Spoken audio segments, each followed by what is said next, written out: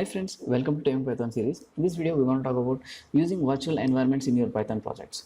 So I have created a sample demo project using virtual environment, and I have kept the link of this project in this blog post. Here in this GitHub repository, you can just download this code using this download zip option, and you can unzip this source code project. So you'll get a folder something like this. And here I've got a lot of batch files for you to easily work with virtual environments. So let's get to know about each batch file one by one. For this, I'm going to open this folder with VS Code now. I'm just opening with VS Code. So here in this project folder, I've got a lot of batch files. So let's discuss each batch file one by one. Here I've got a batch file called create_env.bat. Suppose if you download this project, or if you get this project shared with your friend using Git or some other source sharing philosophy, you have to create the virtual environment for yourself. So for that, you just have a small Python command, but I've made that as a batch file. So what you can do is you can just run this batch file and your Python virtual environment will be created.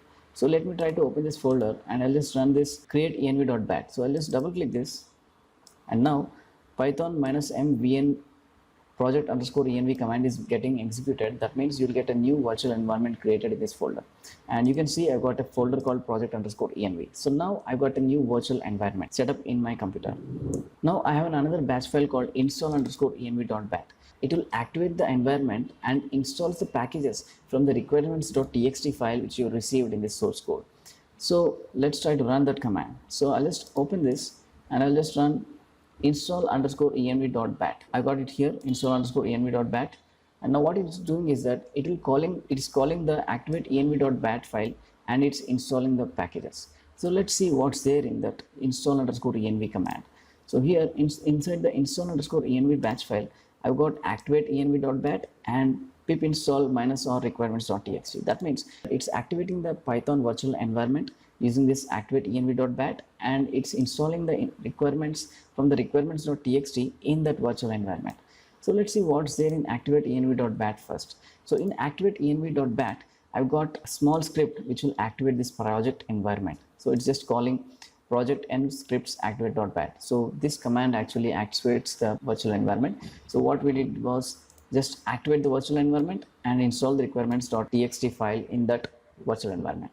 Here you can see the command has run completely. Since my virtual environment is created and packages are set up, I can run my virtual environment, right? So for that, you just have to run.bat.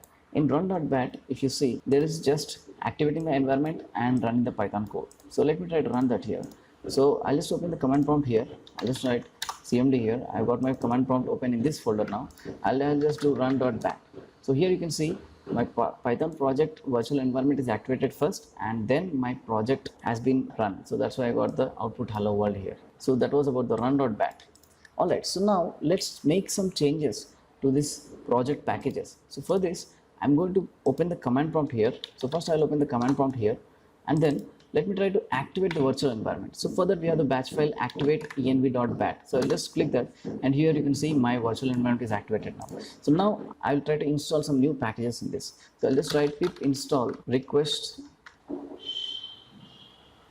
and now you can see request module has been installed in our virtual environment. So let me try to see what are the packages installed in my virtual environment. I'll just write pip list.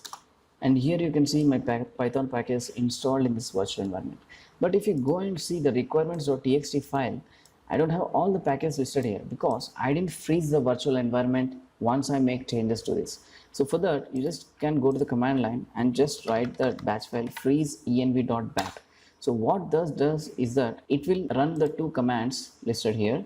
It will first activate the environment, and it will run pip freeze requirements.txt. So what it does is that it will activate the environment and it will freeze the requirements into the requirements.txt file. So let's see my requirements.txt file now. So here you can see my new requirements of the virtual environments which are modified are now updated in this requirements.txt file. And now you can share this project file with your friend so that he can get the latest updated requirements in his virtual environment. So that was about freeze env.bat. Alright guys, that was a summary of all the batch files. So let's try to summarize those scenarios one by one. So the first scenario which I want to touch upon is creating a virtual environment from the existing requirements.txt file. That means you didn't have your virtual environment set up, and now you want to set up your virtual environment. So you just have to run two commands, which is create env.bat and install env.bat. So first you create the virtual environment because you didn't have the virtual environment till now, and then you install all the packages from requirements.txt using this install_env.bat. So this is scenario you will face when you have the source code with you first time. You create the environment and you install the packages. And the next scenario which I'm going to talk about is run the Python project. So that's simple, you just have to do the run.bat. So what it does is it will activate the environment and run your index.py in that virtual environment. And the next scenario which I'm going to talk about is update the current virtual environment packages in the requirement.txt. That means if you do changes to your virtual environment, you have to update them in the requirements.txt file. So for that, you just run this freeze env.bat. So this way, using these batch files, you don't need to remember the virtual environment commands, or you don't need to write big commands. You just have to run these batch files and your work will be done. You can also see in my index.py file, I have split my code into folders. That means I've got some source code in src utils, and here I've got a Python file called greeting.py, and I've got a function here. So I'm using that function in this index.py, which is an entry Python file, and I'm referring that function using this import statement. So this is also a good practice so that you can split your code into multiple folders so that you can easily maintain them. And even in this project template which I have shared with you, there is a file called .gitignore. So if you use some source code management scenarios like Git, this is a standard gitignore file which will ignore the system generated folders which are not required to be shared. Something like project_env can be built by the person whom you are sharing with. So you don't need to share this folder in Git. And this PyCache folder is also not required. So by default, all these exceptions which are not required to be committed to the source code are already given in this .gitignore file. So this will also be very handy if you are using Git for your source control. You can see I've created a blog post on using virtual environments in Python projects, and I've given the link of this demo source code in this blog post. So be sure to check out this blog post in the description of this video. Hope you like this video, guys. Thank you for watching.